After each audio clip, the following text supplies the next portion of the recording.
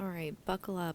I've got a lot to say, and this video is a little longer than usual, but let's get into it.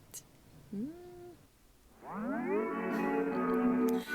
everyone! Welcome back to Nails by Mish. So today in this video, we are going to be playing with these Gelish soft gel tips. They are a dupe of the Apres gel extensions. So I'm going to start by removing what I've currently got on my nails, which is that reflective gel which you saw in my last video. And if you want to see that video, I will link it down below. So I'm going to remove as much as I can because I need to basically almost have my natural nails prepped for this process. Because it is a full cover tip, you don't want a lot of gel currently on your nails because you're going to be applying more, and they're very thin and they won't fit properly if you do have a lot of product on the nails still. So I'm just prepping, making sure. So now that I've removed most of the gel, you can see, like, honestly there's just like the thinnest layer, you can barely see it. And I'm just going in with my arbor band. I did already prep in the sense of like pushing back the cuticles, trimming them, all of that, and now I'm just getting my nails ready for product application. Here we go. So I want to show you a comparison. That's the tip on the right that I just bought. Those are the Gel X ones. Tell me this is not the best dupe you've ever seen. So I don't know if I will get some sort of trouble over that. Sorry, Gelish or Apres, but like, yeah. So I'm gonna size them up now, and I actually wanted to check to see if there were more sizes with the Apres, because I don't know, maybe it was because I still had some product on my nails, but like these ones didn't. I don't know, maybe my nails are weird because they didn't fit that well, or like I had a hard time sizing them on myself. I found that I did these on a client and I was able to size hers perfectly fine. Like, they fit perfectly edge to edge, but on a couple of my nails I ended up doing them like on my ring finger on both my nails. Like, they're just a little bit too small, and my pinky on my other hand ended up being a little too small. So I know now for next time what to do, like maybe just size up and then file them down. So this is a whole process. Like, it does take practice. If you are an at-home person doing this, like, it does take practice, especially if you're going to do your opposite hand, and it just takes time. So just bear that in mind. It is a faster process than sculpting nails. It's honestly like really simple when you actually look at what you have to do. Like, it's not rocket science at the end of the day. But when you are sizing, just please make sure they fit sidewall to sidewall. That's what I'm looking at for the most part for my nails. And if you have product on your nails, try and get off as much as you can without getting into your natural nails. Use the e-file as much as you can, but then maybe use a hand file for the last little bits, because you want your nails to be pretty much bare when you do this. So this photo, I just want you to see, these nails are not press-ons. You cannot wear them as a glue-on tip. There is a big gap there between the nail and the actual tip. That's one that fits. So when it fits edge to edge, there should be a gap in between your nail and where the edge of the top of the tip fits, because what's going to happen is gel is going to slide in there, and that makes your apex. So here's my setup. Those are all yoga blocks. Okay, so yeah, I've just got my lamp on top of some yoga blocks because I'm doing this by myself. So I have primer. This is not Gelish primer. I didn't buy their stuff. It was too expensive. So I already have this primer, and on the videos on their YouTube, it just says to primer the inside of the tip. You don't have to etch the inside at all. So I was like, okay, let's just try it this way, because I etched them with my girlfriend, these nails I did. I have 2-in-1 base coat. This is the only base coat I have from oh my gosh, the GelBottle. And I have other ones, but I wanted to try clear just so you guys know, like this one is so runny. Like the viscosity of this is very, very high. So like look at this attempt. Like just product everywhere. And I'm sorry it's all in the corner because I did a terrible job at filming part of this. I will make a better video on it. So I ended up getting it on and I got product all over my fingernail. I like to coat the underside because I like it to be a smooth transition from the natural nail to the tip. I don't like there being a gap, like in my mind, like if there's a gap there between the natural nail and the tip, like food will get stuck in there, like just junk will get stuck in there, like it'll be gross. So fill that gap in, like paint the underside of them with either a clear or whatever color you're using. I really do recommend using something with a higher viscosity, but it has to be a soak off gel or else you will have to file these off. So bear that in mind. Like when you're doing this process, please use a soak off gel. Like, and if you don't know what that is, ask me, I'll help you find one. Okay. So for this nail, I literally like shoved the brush in between the gap. Like you'll see there's a gap between,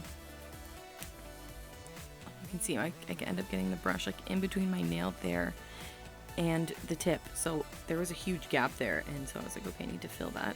I ended up getting product everywhere. Like that nail ended up being really thick. I had to file it down after, but hey, not terrible. There's a bubble. It's really annoying and a huge, they don't fit. So I got real frustrated there, but it's okay. It's my first time. I'm gonna have to do this all over again and keep practicing, because that's how you get better at anything. So this on my pointer finger, I did much better. I did not have as much flooding of the cuticle on this one, like a little bit, but not too much. But the set that I did on my friend, I used Teddy by the GelBottle, and it's a little more viscous than this one. So this base coat is very thin, runny. That's what I mean by viscous. And then Teddy is a little thicker, so it is more forgiving in that sense. So that's what I mean by you might want to use something that is not as runny as this product, because I had a lot of cleanup to do. And if you are doing this by yourself and you don't have an e-file, you may have like a lot of work to do, or it's just gonna not look as good. So doing the thumb was a little easier. And like honestly, as soon as I got most of it down, I just went straight into the lamp to start freezing it, because then I could push it down more after. And then I just came in with my gel to do the underside. Honestly, like it would really piss me off if there was a huge gap. If I went into a store and paid for these and there was like a huge gap between the nail and my natural nail and I could pick at it, that's the thing, like I would pick at these. I would rip them off if there was anything for me to pick at. So that's me. So there's some flooding there, flooding on, it's hard to see, but you can see also my middle finger there. So that could result in the nail lifting later on. However, honestly, when I cleaned it up, didn't really have any issues. I haven't had any issues, and it's been almost 2 weeks because I filmed this a while ago and I haven't posted it yet. So what I'm gonna do now is get my nail file. I'm gonna clean up the edges. I'm gonna round off the tips because these are stiletto and I want almond, so they're just like a little bit too long for my liking. So I'm just gonna take off the point of this nail and just clean up the sides. On the nails that are too small, so this one was a too small one, so meaning like it did not really fit edge to edge. Honestly, you're just gonna have to like blend the nail. So here I was trying to get rid of some of that leakage on the corner of my nail. And then after this, you want to go over if you have one of these, or use a hand file if you don't. But I'm trying to like just blend the cuticle area, and any flooding of the cuticle that I did do, I'm just gonna try and very, very, very, very gently. And I left this in like slow, like regular. I didn't speed any of this part up because I want you to see exactly how like gentle I'm being. So this one didn't have too much flooding. This one didn't either, but on the sides you can see like my natural nail kind of comes down a bit below the extension. And then on the other side of this nail, when I flip it over, you can see there's a lot of my nail sticking out. So I'm blending that together because realistically now what I'm just going to do is kind of like paint over it and cover it up because that's the best I can do for now. So you just want to take off all the shiny parts of this extension. So I'm blending it a little more. Very gentle, like honestly, I think rotations, I don't know, the machine was at like half. Let's just put it that way. Here I am in the corner, like very gently. Arbor bands can get like hella hot, so just be careful. I would like go do a little bit, then come back, go over it again, really gently, you know, go over it again, really gently. For the most part, it's actually all gone, so doing that a couple times, it ended up going away, but you just don't want to cut yourself or burn your fingers on the side, so do your best to just like blend that all, and then you're just roughing up the surface of it for when you apply your color. Okay, you can apply primer on top of this, but I didn't find it necessary since it is a gel tip, like a true gel tip, meaning like you can soak these off. There are some out there that are not soak off because they're not made of a material like an acrylic or gel that will soak off with acetone. So that's what these actually are made with. So you want to like just scuff them up and then you can apply color. So I'm using Marshmallow. I actually am going to do 3 coats of this color. And usually how I paint like really long nails is I'll start with the tip of them and then I'll move towards the cuticle area and then just like blend it all together. Because I want to get that cuticle area like super, I want to say snatched. I watch a lot of RuPaul's Drag Race. You want to make sure like the end of it is like nice and good, and then you can just like work your way up to the cuticle area. So this design, I wanted to do some grid lines. It's a design I've never done before. I've always struggled with lines, especially horizontal lines on a nail, so I really wanted to practice this. So Water Lily is the color, and honestly I just went in with like line after line.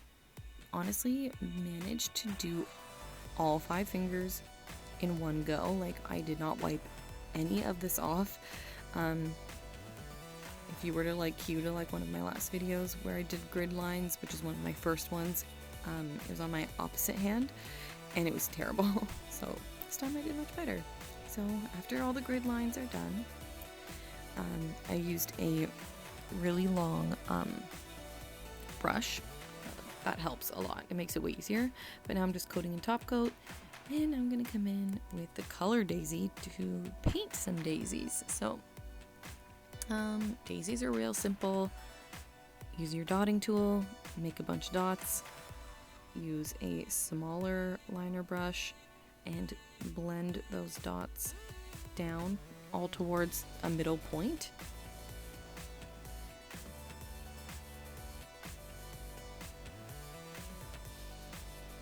As you can see on this one too, I try to make sure like even like it doesn't look like a dot anymore, like I've blended it all the way down, so it's not like a dot with a line, it's more of like it actually like flows all together.